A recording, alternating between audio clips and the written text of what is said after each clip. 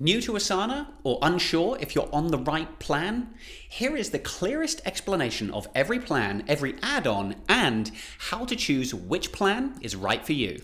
As an Asana Solutions Partner, we have worked with Asana users from every kind of business, and we can usually tell pretty quickly which plan is going to be right for them. Now, if you would like a discount on any of the pricing shown in this video, click the link in the description to request a quote from Minaco. Not only will we give you the best price on your licenses, but because we make a bit of money on your subscription, we will actually be able to support you on your journey with Asana. Right, let's get into it. Now, before we go through the actual plans and pricing, you first need to be aware of what type of account you have.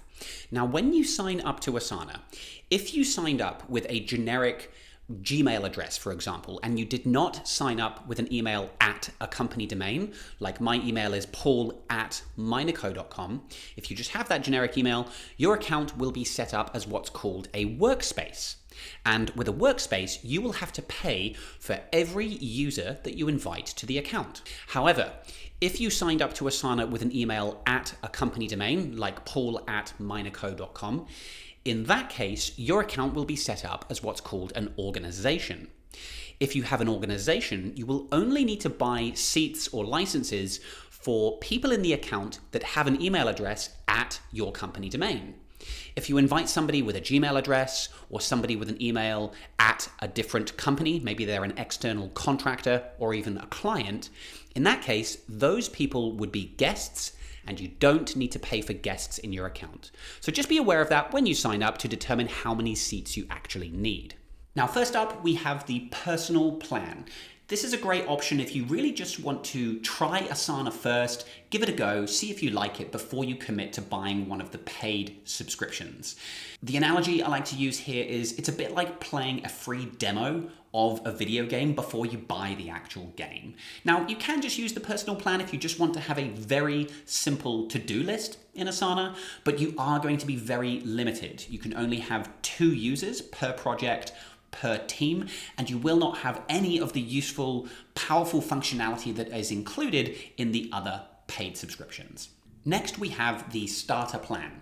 Now, the prices you can see here are in US dollars, and this is per user per month. So it's $10.99 per user per month. That is the annual rate. If you pay up front for the year, you get a better price, or slightly more expensive if you pay monthly.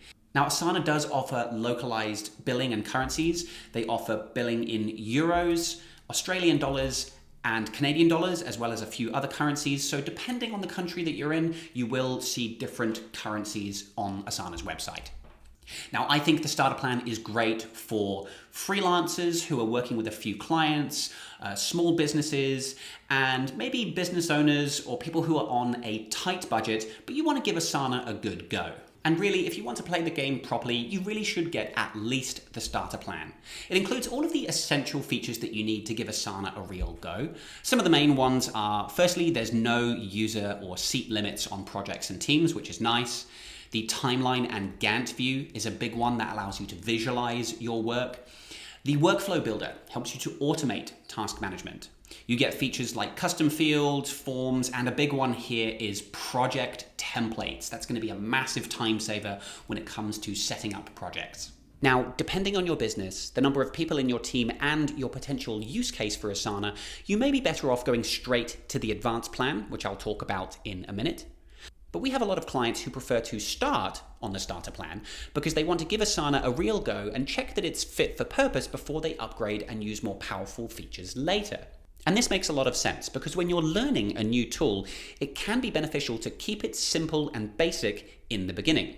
You don't want to go straight to level 10 if you haven't finished the tutorial. Instead, it can be better to keep it simple in the beginning, learn the new functionality, and then progress to the next level later when you're comfortable, your team is on board, and you're ready to use more powerful project and work management features.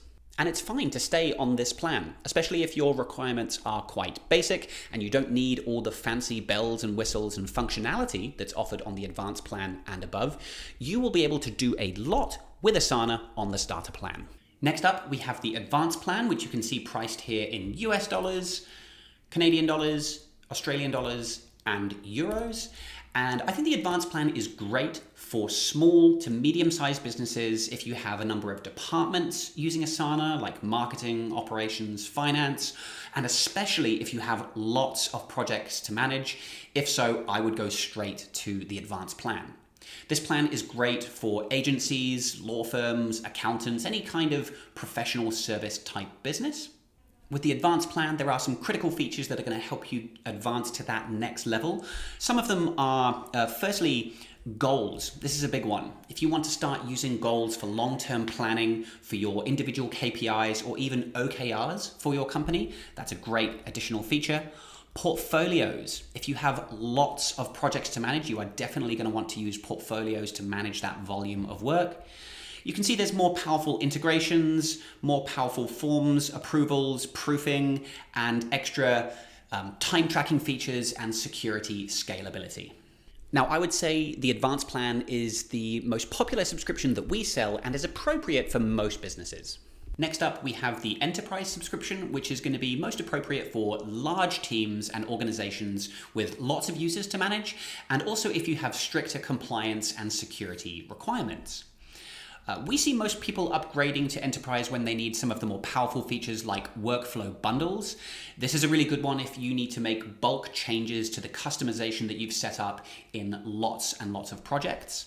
There's also things like more powerful resource management, SAML login, and you have more control over things like guest invites, team membership admin controls, project admin controls, and you need to control who can see and edit what.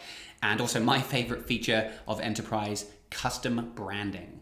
And finally, you can't see it here, but if we scroll down slightly and come to the comparable features, you'll see there is an Enterprise Plus level. This is really for those organizations or entity where compliance and security is a non-negotiable, like banks, hospital networks, cybersecurity firms, organizations like that. Really, the benefit of Enterprise Plus, it's very similar to Enterprise, but if I go right to the bottom here, there are some additional features like HIPAA compliance. So if you are in the medical industry and you need that HIPAA compliance opt-in, you can add that to an Enterprise Plus subscription. There's also a few extra things like you get a sandbox account if you want to experiment with making changes in a sandbox environment first before you deploy those changes live to your main account. And if I scroll down a little bit more on this page, you'll see there are some optional add-ons at the bottom of the page. Now, these first two, compliance and permissions management, these are add-ons that you can opt in on your enterprise plan if you'd like some extra controls over permissions and compliance without having to purchase the full Enterprise Plus subscription.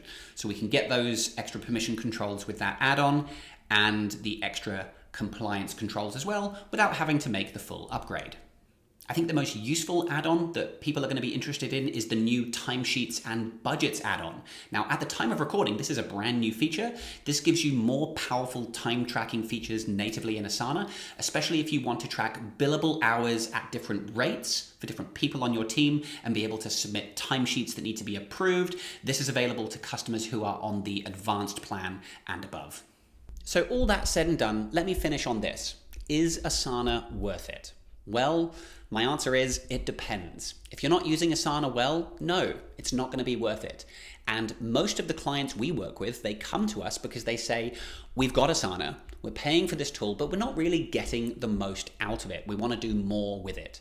If that sounds like you, then book an introductory call with our team using the link in the description below, and we'd love to help you get more out of Asana. And in my view, for the advanced plan at $24.99 per user per month on the annual plan, that's less than what? Less than $1 a day per employee on your team, which for a tool that, as long as they are using it well, has the potential to drastically improve the efficiency of your team, I think that's a good deal. I hope you found this video useful. If you have any questions, drop me a comment down below or give this video a like if you found it useful. It's the best way to support this channel, and I will see you in the next video.